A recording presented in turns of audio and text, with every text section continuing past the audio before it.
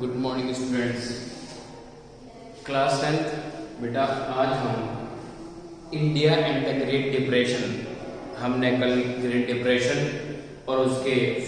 Causes यानी factors थे वो डिस्कस किए थे, और आज हमने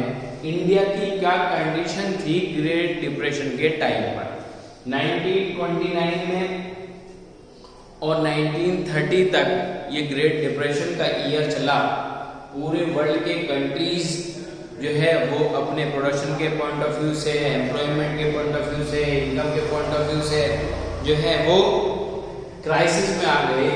अब हम बात कर रहे हैं कि इंडिया की कंडीशन क्या थी। Due to the great depression, India's export and import declines to half and prices of principally primary products like wheat and jute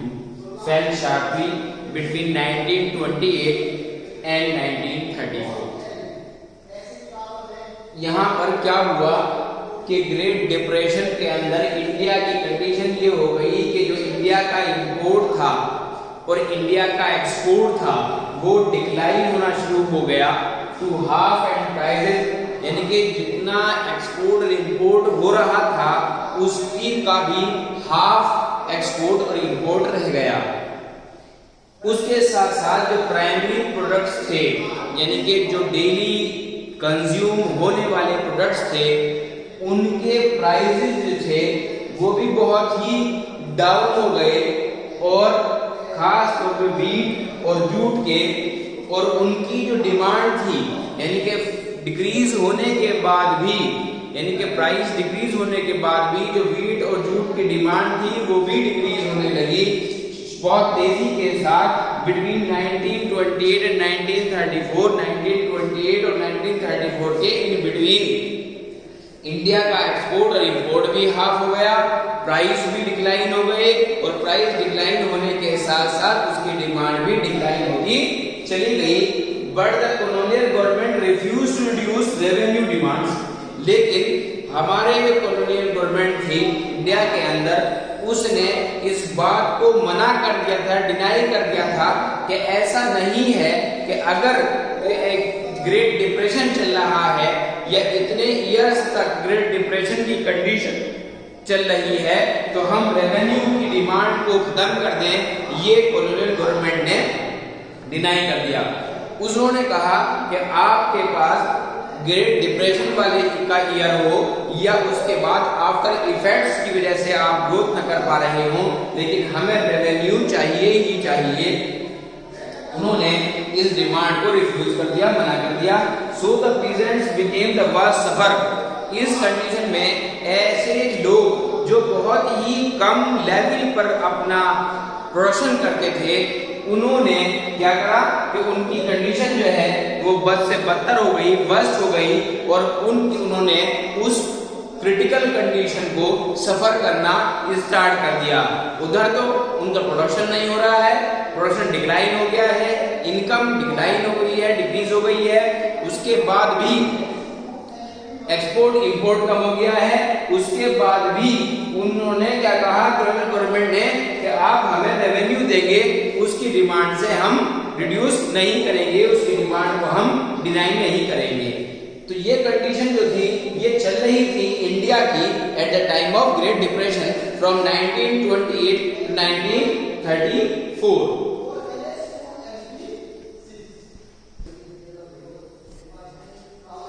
but during this period, अब जो ग्रेट डिप्रेशन का पीरियड है उसके अंदर India became an exporter of precious metals specially gold. ऐसा था कि उस टाइम पीरियड में 1928 से लेकर 1934 के पीरियड के इन बिटवीन इंडिया जो था वो सबसे बड़ा एक्सपोर्टर था प्रीशियस मेटल का, यानी कि गोल्ड का। It promote global economic recovery, और उसने उस टाइम पीरियड के अंदर बहुत बड़ी एक इकोनॉमिकल रिकवरी हासिल की थी, सिर्फ इसकी वजह से कि इंडिया जो था वो गोल्ड का एक्सपोर्टर था। इंटरनेशनल मार्केट के अंदर इंडिया ट्रेडिंग किया करता था गोल्ड की, और उसने जो इकोनॉमिकल क्राइसिस हुआ हमारे कंट्री के अंदर उसको इसी गोल्ड के ट्रेड के बिहाफ पर ही अपने इकोनॉमी की स्टेबिलिटी को मेंटेन किया। But did little for the Indian peasants, लेकिन इतनी रिकवरी करने के बाद भी वो हमारे भारतीय जो पीजेंट्स थे, छोटे छोटे ट्रेडर्स थे, उनकी कंडीशन को स्टेबल नहीं कर पाया। और इंडिया के अक्रॉस में, यानी इंडिया और इंडिया के आसपास में जितने भी पीजेंट्स थे, उनकी कंडीशन जो है वो बद से बदतर होती चली गई। पता ये लगा कि वो ट्रेडर्स जो कि कैपिटलिस्ट लोग थे, उन्होंने जिन्होंने गोल्ड के अंदर डीलिंग की हुई थी, उनके इकोनॉमिकल क्राइसिस की रिकवरी होती रही, जबकि दूसरा जो सेक्शन ऑफ सोसाइटी था, जिसे हम मिडिल या लोअर क्लास सोसाइटी कहते हैं, हर कंट्री के अंदर होता है, उसकी कंडीशन क्योंकि वो गोल्ड के अंदर नहीं ट्रेडिंग कर सकता था, इसलिए वो जितनी भी कमोडिटी के अंदर ट्रेडिंग कर रहा था वो सब एग्रीकल्चर प्रोडक्ट से रिलेटेड थे। और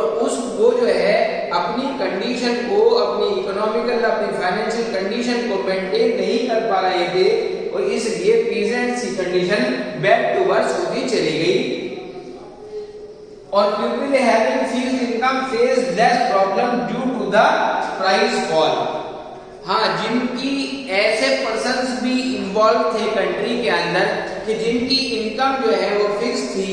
और उन्होंने उस टाइम तक तो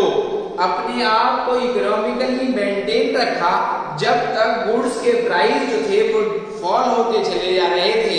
जब तक फॉल हुए तब तक उन्होंने अपने आप की इकोनॉमिकल कंडीशन को स्टेबल रखा, क्योंकि उनकी इनकम जो थी वो क्या थी, फिक्स थी।